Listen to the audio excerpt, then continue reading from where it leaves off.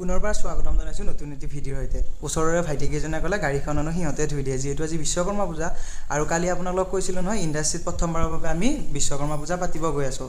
তাৰে প্ৰস্তুতি এইবিলাক, মানে খিচিৰি খুৱাব। দাদাহঁতে এইবিলাক পেণ্ডেল দি আছে।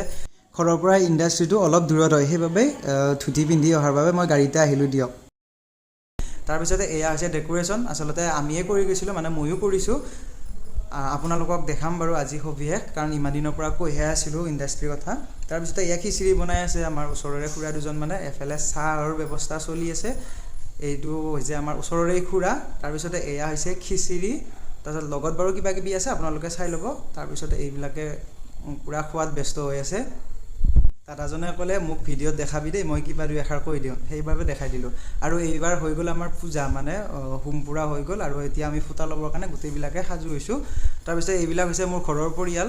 তাৰপিছতে আজিলৈ বাই বাই। Long video'